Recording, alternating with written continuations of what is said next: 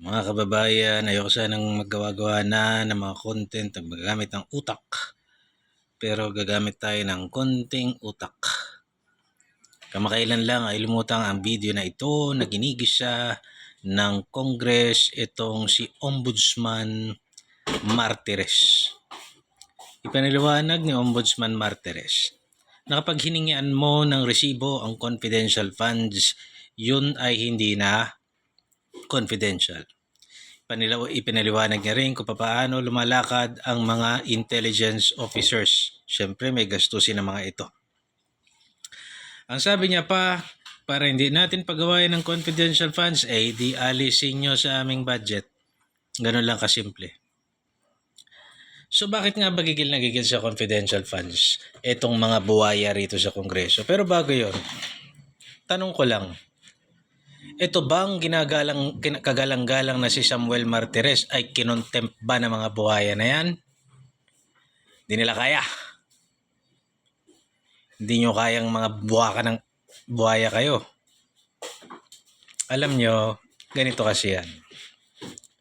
Bakit gustong malaman ng mga buwayang ito kung saan ginagamit ang confidential funds? Dahil marami sa kanila ay posibleng, ayan ang gagamitin nating salita, dahil ayaw nating makasuhan, ayaw natin ng libel cases kahit na public knowledge naman na, ngunit posibleng sila ay sumisimpatya sa mga grupong hindi kanais-nais. Mga grupo na gumagawa ng illegal, ng krimen, ng terorismo at ng panghihimok sa mga kabataan na gumawa ng masama. Kaya gustong-gusto nilang malaman kung saan nyo ginastos yung confidential fund na yan.